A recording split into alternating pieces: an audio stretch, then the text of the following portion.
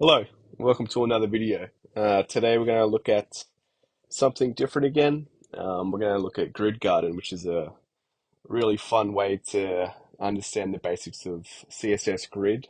It's actually something that I used when I was first starting out, just to learn an interactive way to figure out the capabilities of Grid. Basically, just the basic foundations. Nothing too complicated, but it is a fun way. And like with CSS Flex, there is a really good guide for CSS Grid that I'll link down the bottom.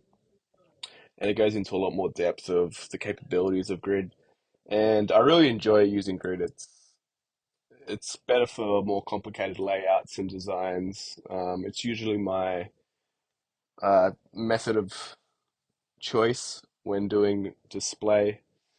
And not that Flexbox doesn't have its positives. I just like Grid a little bit more. But let's get to it. So the first one is just looking at the basics of the grid column, and this one's grid column end. Just to go with the grid column start there.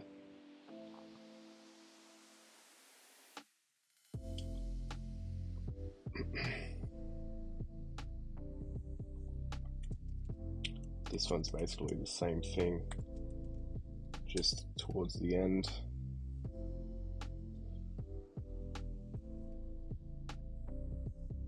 Honestly, I think I like this more than Flexbox Froggy. I don't know what it is about this one. Just maybe it's because I like Grid. I'm a little bit biased, but I do really enjoy it. But it hasn't really changed much since I started it a couple of years ago. I'm hoping they come out with some new levels, or at least some like intermediate versions of Grid.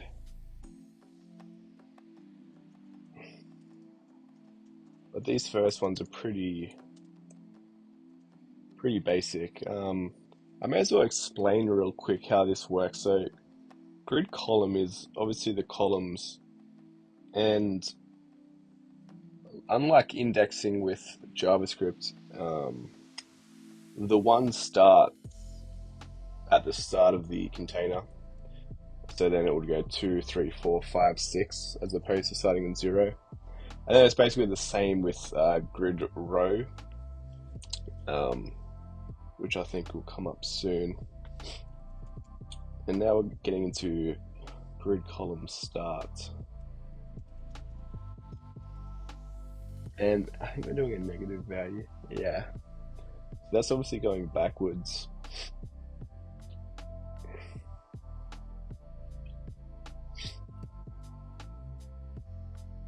And now we're getting into span. So span is a way to instead of like having a direct column to end on, you're just stating how many columns you want it to span. And it's a good way to just sort of have a explicit width for the element.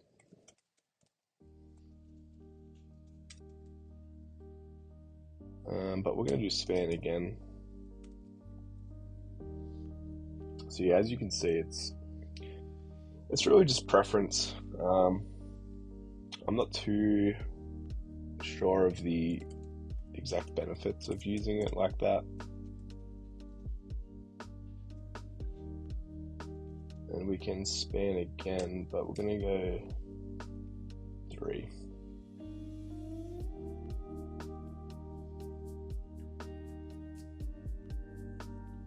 Alright, so now that you see grid column start, grid column end, now we're getting into the shorthand version that you can do both in the one line, just to make it a lot easier. And then obviously you can get further into it with combining the rows with that. So you just got to remember the sort of the order of obviously start there, then the end is there. Just to save space, really, make your code more efficient. As you get into more in-depth code, it's always handy to know shorter versions of things.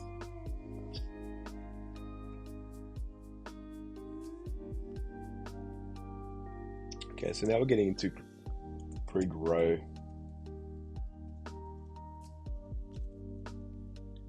Basically the exact same thing, just the other way on the y-axis. Now we're going straight into the shorthand version.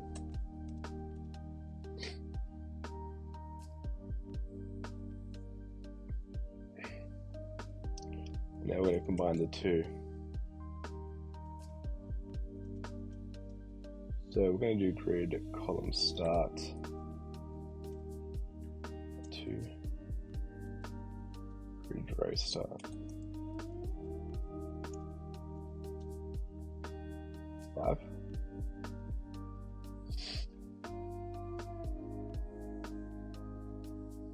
Yeah, so now we're getting a bit more larger elements. So this is now you'll see stuff that you'll come across more when designing some websites.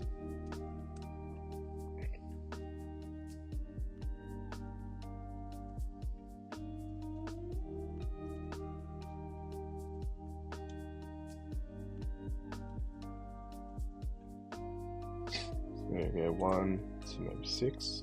Yeah.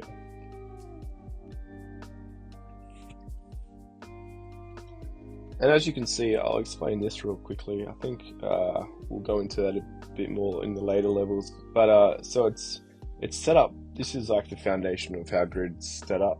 So it's obviously a display grid, and then the grid template is basically the foundation, or like the template that you are building these columns and rows in. And the syntax they've chosen is percentages. So each column is 20%. So there have been 5 columns, 5 rows, 20%. There are other ways to do it, like FR, I believe that's fractal. Or you can also do pixels for that. And now we are combining both columns and rows. So it starts off with row, column, and then ends with row, column. So it's starting on 1 and 2, and then it goes 3, 4, sorry, and 5, 6. And if you want, you can also do, instead of 4, we can do span 3, and we can do span 4. That's just another way to do it. Now we've got a second element in, so they've already got that first one in there for us. So this one's going to sort of overlap, but it's starting at 2 and 3. We're going to span 3. Actually, we're going to span 3. Yeah.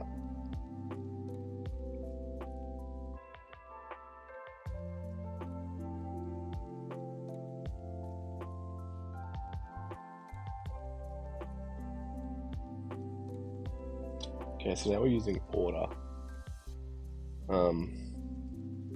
This is sort of like flex. I mean, it's kind of exactly like flex. So the first element is obviously right here, and then the second element is the poison, which we've put in right there.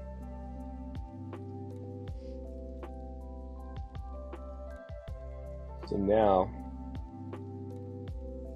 what we're going to do again is -1. So as you can see, the water is on order 0 already to begin with, but we have to put the poison before that, and it's just introducing you to negative values that they are still usable and their functionality. So now we're actually doing the grid template ourselves. So we're going to do grid template columns. So they're doing percentages, which you can do, but I'll just show you that that works like that. 1, 2, 3, 4, 5. Yeah, but that is okay. So it's like this. Okay, yeah. Sorry. Oh, I thought I had to do 5 columns. So yeah, for that one it was 50-50, which you can do 50%, 50%.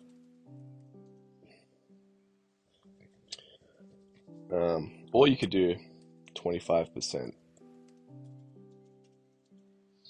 And then as long as it adds up to 100%, you're pretty sweet. So same thing. But I think this time we're doing pixel values. No, they're using the repeat syntax. So I think it's going to be 10.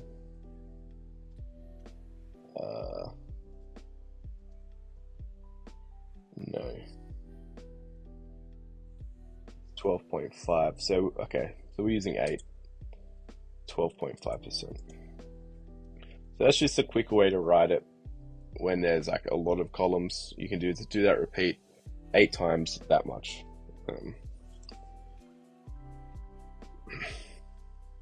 But you usually don't do that unless it's, over 4, 5, 6. Just to make it a little bit easier, quicker to write.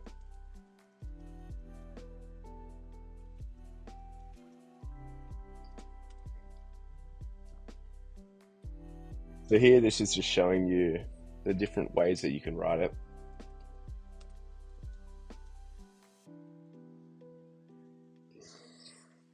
Like that. So yeah, you can do a lot of values. It's just really whatever you like really, and whatever's easiest for you. The pixels are sometimes good when you want padding. So you put padding on either side. So you do like 50 pixels and then 50 pixels. So you get that padding there, then you put the elements inside that. But for now, we'll just write what they wanted.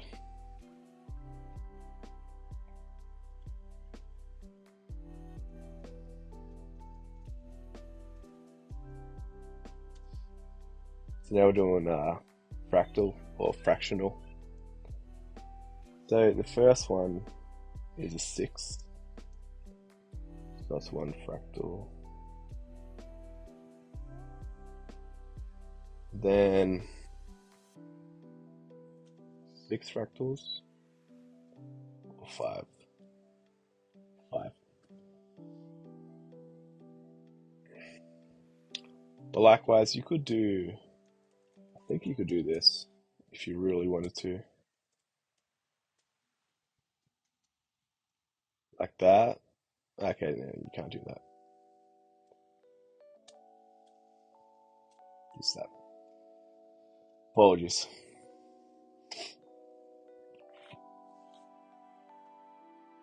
Okay, so now we're getting a little bit more into it. So this is where I talk about the padding. So you've got this 50 pixels, and we're going to 50 pixels. And then the inside, we'll do 1 FR.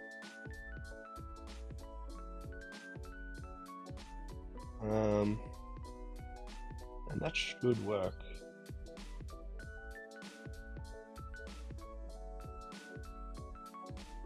But it's not.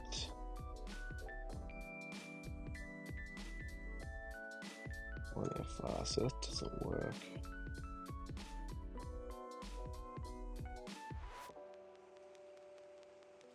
Alright,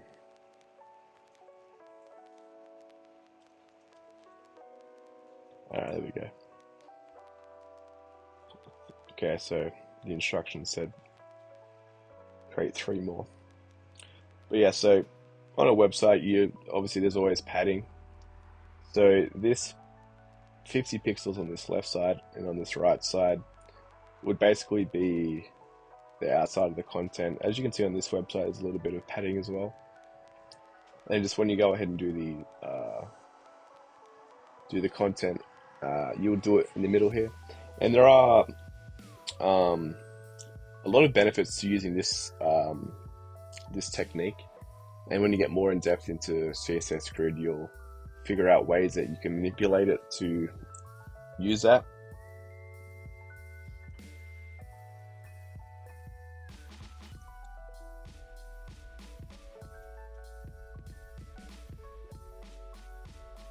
Okay. So we're basically just saying what it is. There, so 3 times 1 fractal 2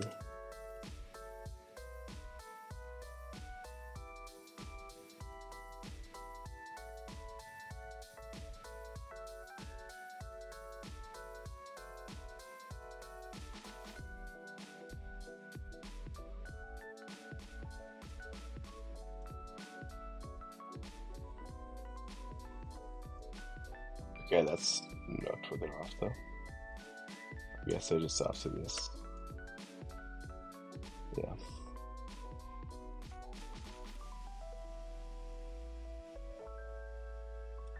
Now we're going to get into some rows.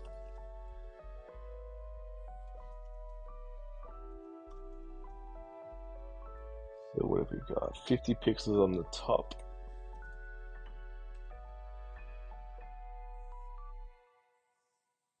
And then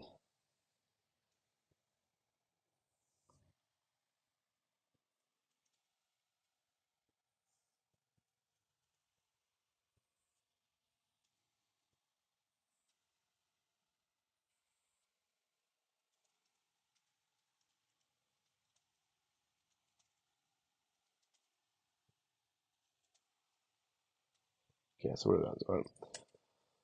what on all but one?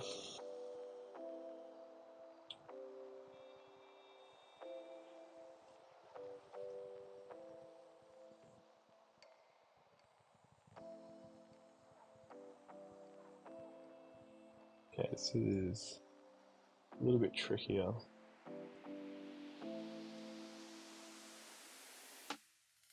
That work, yeah.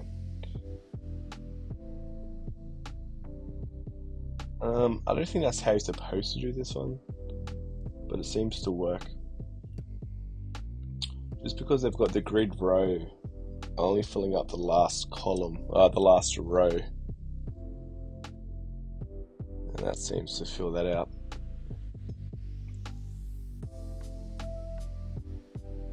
But coding is all about getting it done. And not, I mean, it's always good to get it right or get it the correct way, but if it works, then it works.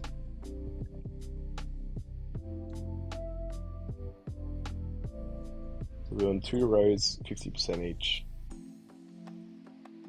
Sorry, no. I think we are. 200 pixels.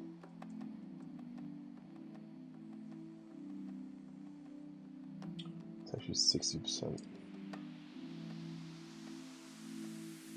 Okay.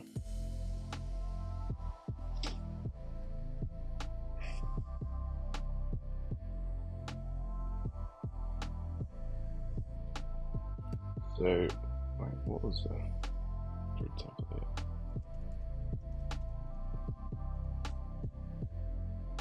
So this one,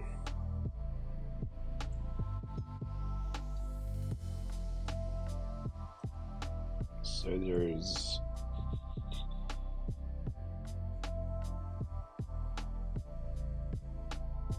50 pixels at the bottom.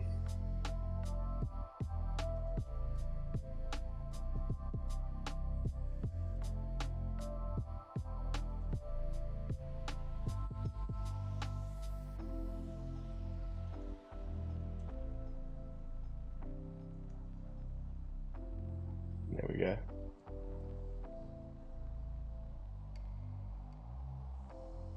And that's it. There you have it, Grid Garden done and dusted. I really do enjoy that one. Actually, I'm gonna screenshot this. Might use that for the thumbnail. But there you go.